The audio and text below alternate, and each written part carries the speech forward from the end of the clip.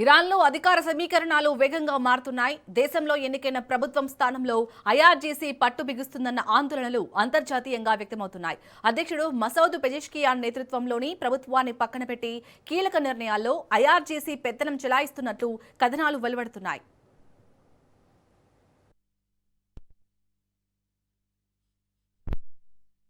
ఇటీవల అమెరికాతో జరగాల్సిన చర్చలను నిలిపివేస్తున్నట్లు ఐఆర్జీసీకి అనుబంధంగా ఉన్న మీడియా ప్రకటించడం ఈ వాదనలకు బలం చేకూరుస్తుంది.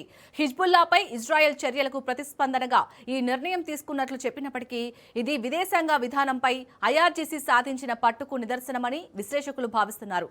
దౌత్య సంబంధాల కంటే తమ వ్యూహాత్మక లక్ష్యాలకే ఐఆర్జీసీ ప్రాధాన్యత ఇస్తుందని వారు అంచనా వేస్తున్నారు.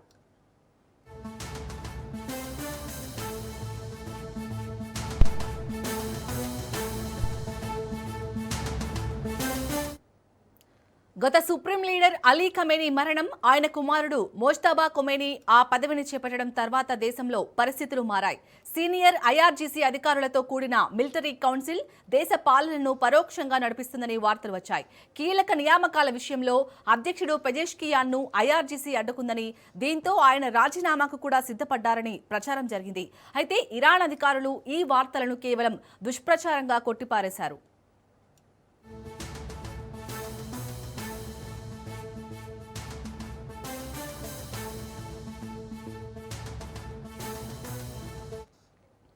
ప్రస్తుతం ప్రభుత్వంలో ఐఆర్జీసీ ఒక రాజ్యాంగేతర శక్తిగా మారిందని, దేశ భద్రత, ఆర్థిక, విదేశాంగ విధానాలపై పూర్తి నియంత్రణ సాధించిందని అంతర్జాతీయ పరిశీలకులు అభిప్రాయపడుతున్నారు.